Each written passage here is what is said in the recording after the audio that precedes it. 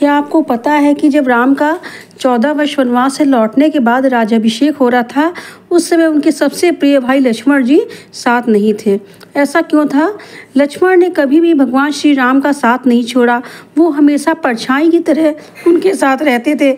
यहाँ तक कि जब राम को 14 वर्ष का वनवास मिला तो लक्ष्मण भी अपनी पत्नी का मोह न कर उनको 14 वर्ष के लिए छोड़कर राम जी के साथ वन को चले गए और कदम कदम पर राम जी की सेवा में लगे रहे और उनका कभी भी साथ नहीं छोड़ा और उनकी निस्वार्थ सेवा की। जब सीता और राम कुटिया में सो रहे होते थे तो वो बाहर जागते हुए पहरा देते थे, परंतु जब 14 वर्ष के उपरांत राम लक्ष्मण सीता सहित अयोध्या लौटते हैं और उनके राज्याभिषेक की तैयारियां होती हैं तो उनके सबसे प्रिय भाई लक्ष्मण वहाँ मौजूद नहीं होते हैं। पौराणिक कथाओं के अनुसार श्री राम भगवान विष्णु के अवतार थे तो वहीं लक्ष्मण शेषनाग के अवतार थे। जब लक्ष्मण राम और सीता के साथ वन को जाते हैं तो उनकी माता सुमित्रा उनसे राम और सीता के सेवा करने के लिए कहती हैं। तो लक्ष्मण जी निंद्रा देवी से वरदान मांगते हैं कि 14 वर्षों तक उन्हें नींद से दूर रखें।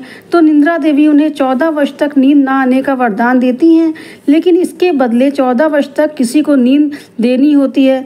तो इसके लिए लक्ष्मण जी अपनी पत्नी उर्मिला से निवेदन करते हैं कि उनके बदले वो 14 वर्ष की नींद ले ले।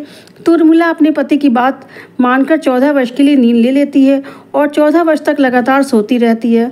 अतः जब राम 14 वर्ष बाद लौटते हैं और उनका राज्याभिषेक होता है तो लक्ष्मण को निंद्रा देवी के लिए गए वरदान का समय पूरा हो जाता है और जैसे ही राम का राज्याभिषेक हो रहा होता है लक्ष्मण जी गहरी निंद्रा में चले जाते हैं और किसी भी तरह नहीं जागते हैं और अपने प्यारे भाई श्री राम का राज्याभिषेक देखने से वंचित हो जाते हैं।